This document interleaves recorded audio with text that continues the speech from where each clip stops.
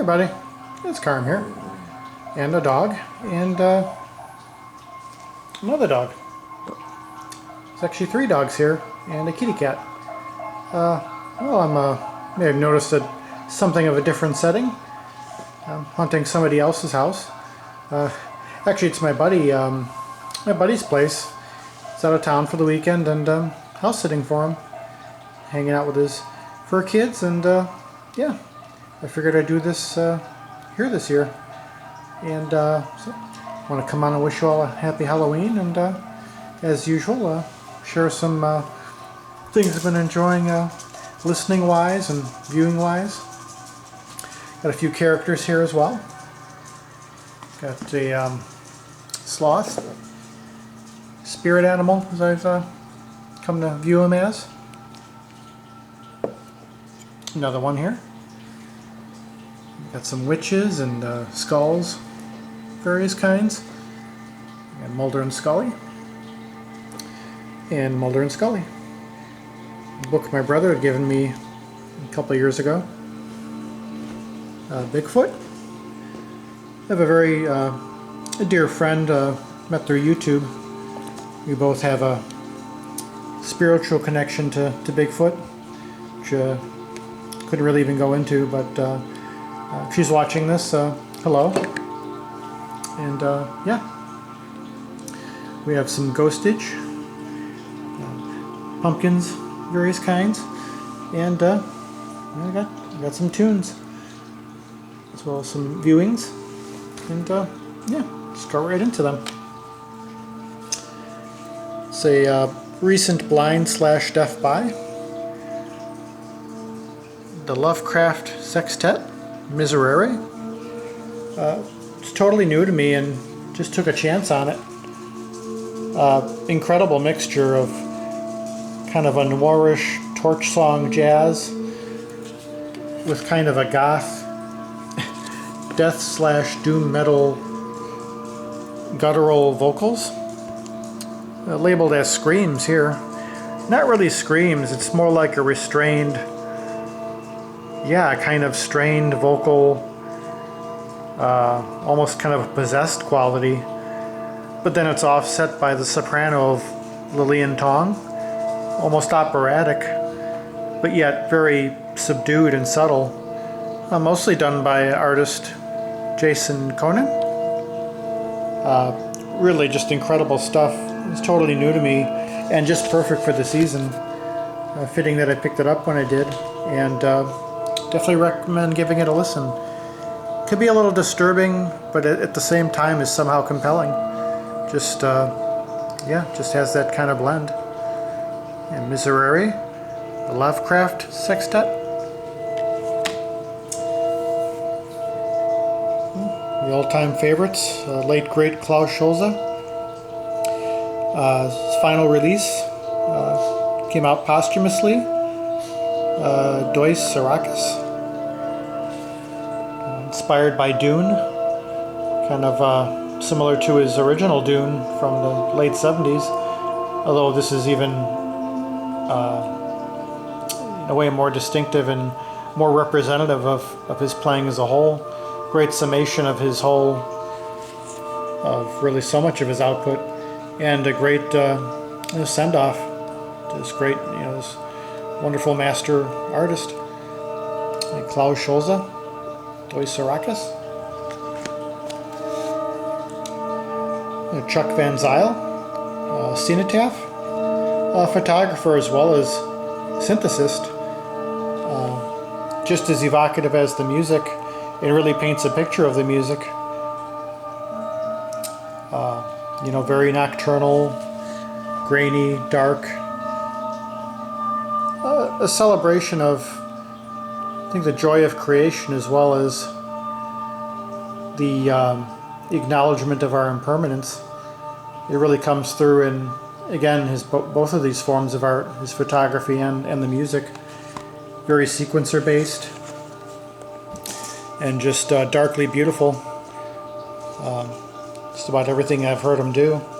This is a nice kind of mid-period example. But yeah, it's beautiful stuff. Very, very much recommended, especially for this time of year. Yeah, Cenotaph.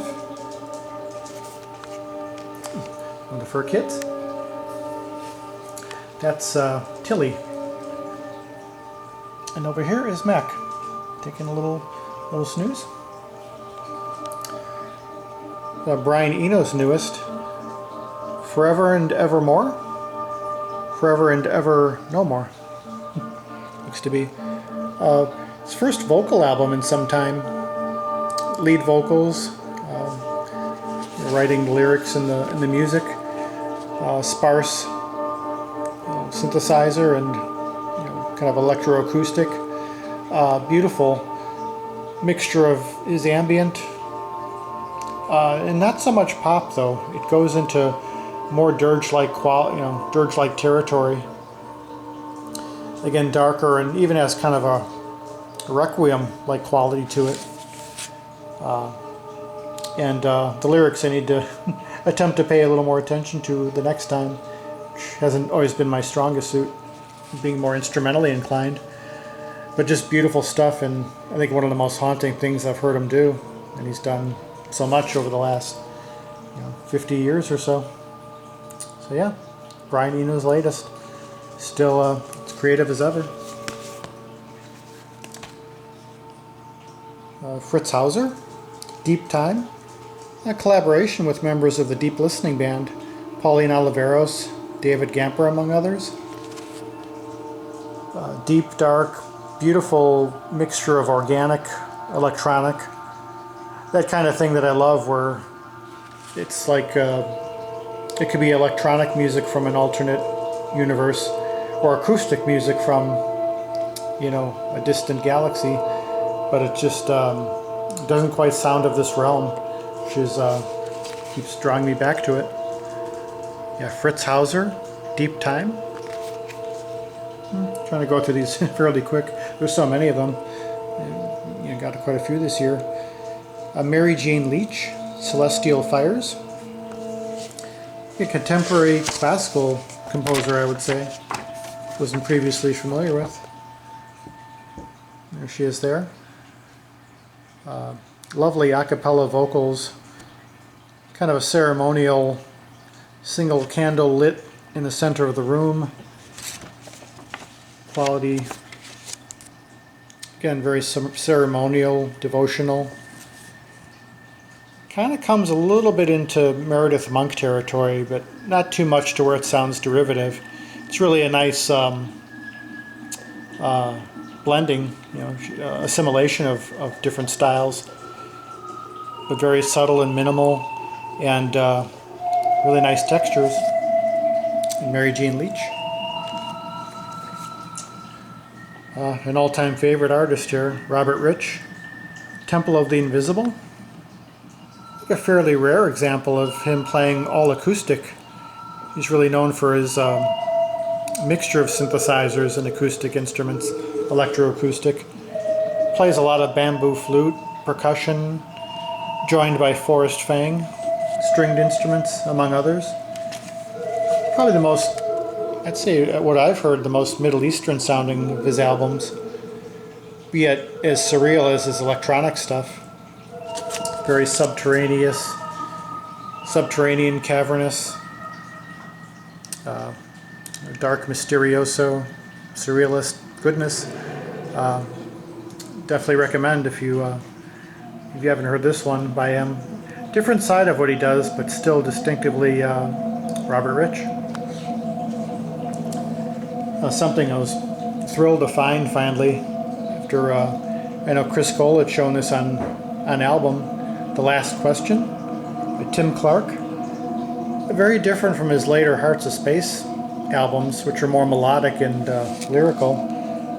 This is more in the purely soundscapes, metallic blips and bleeps, very kind of sci-fi, other end of the universe sounding. I believe this is done for a Planetarium soundtrack, appropriately enough, 1973, I believe.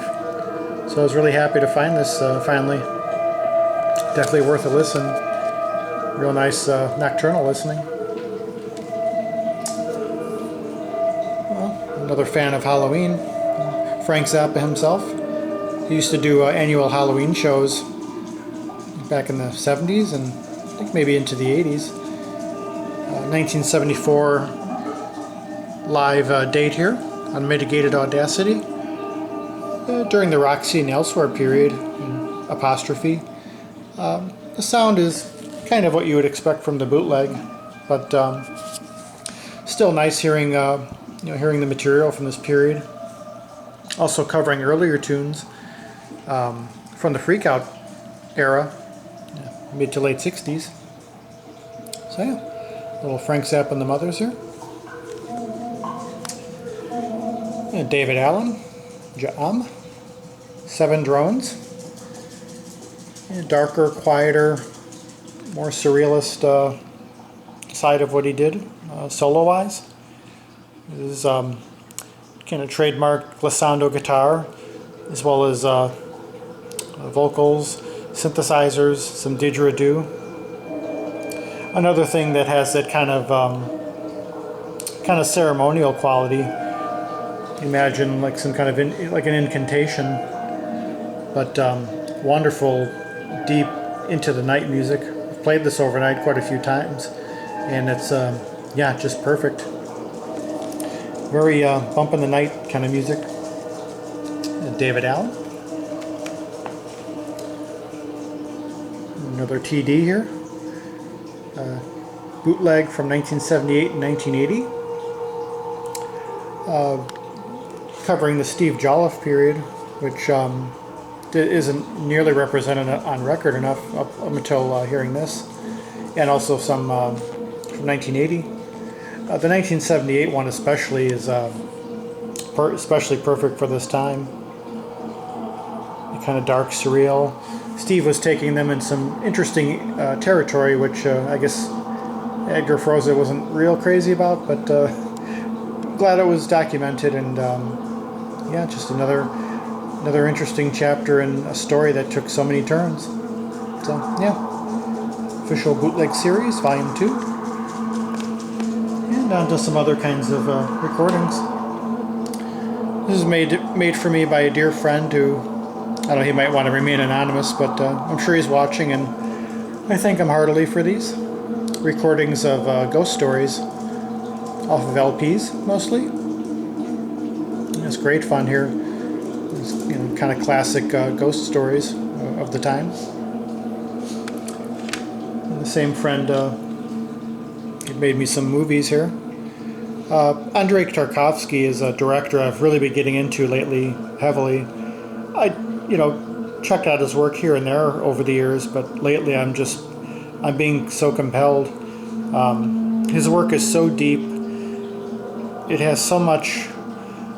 It's a real explorer of dreams, of consciousness, of memory. Really, the very nature of humanity, I think. And he's always, seemed like his work was always going deeper and deeper in various ways with each film.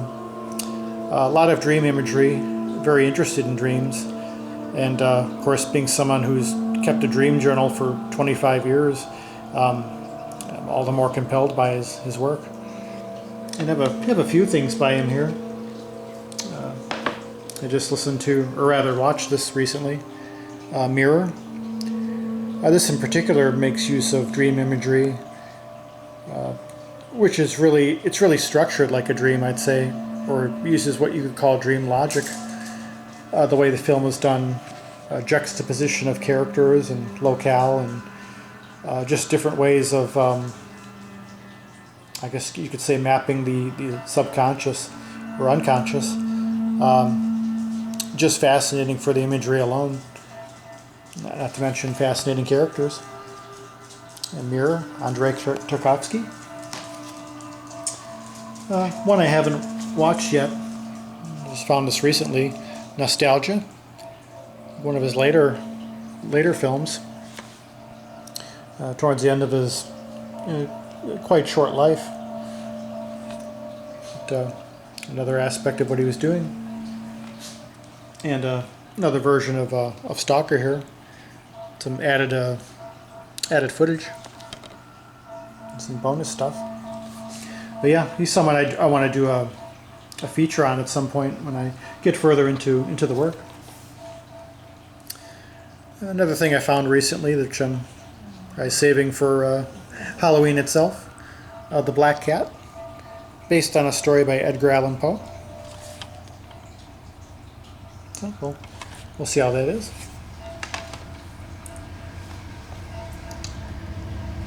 Film Worker. It's a documentary on Leon Vitali, who actually recently passed on. He was Stanley Kubrick's longtime assistant. Really gave up a great deal of his own life to help realize Stanley's vision of what could be done in film, and just about every aspect. And even up until the end of his own life, he was doing as much as possible to preserve the films in the memory of Kubrick and his works. So yeah, great film if you like documentaries on artists. It's as good as anything else. Film Worker, film by Tony Zierra. Just a couple more here. Mystery Science Theater 3000, old favorite show, a mutual favorite of my brother and I. We've been watching it since we were both quite a bit younger. The Brain That Wouldn't Die. Great fun if you know this show. This is one I haven't seen in quite some time. I think I've seen it on cable as a kid. Of Unknown Origin, Peter Weller.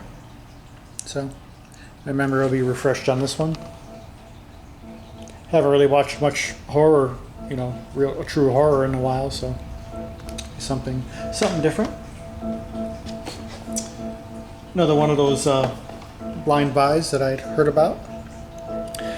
Santa Sangre, Jodorowsky's. He is known as one of the strangest films ever made, so naturally it's like, I need to see this. They said it was up there with Eraserhead, so it should be memorable. And finally, something I finally watched in full after being reminded of this by Chris at Dixieland Farm, Repo Man. Yeah, Emilio Estevez, Harry Dean Stanton, among others. Has lots of those character actors. I call it that guy parts. The people that you've seen many times in film, but you always forget their names. There's a few of those actors in here, and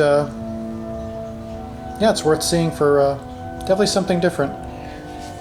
One of those things that I'm not sure if would be remade in this day and age, but yeah, a classic of its time. Repo Man.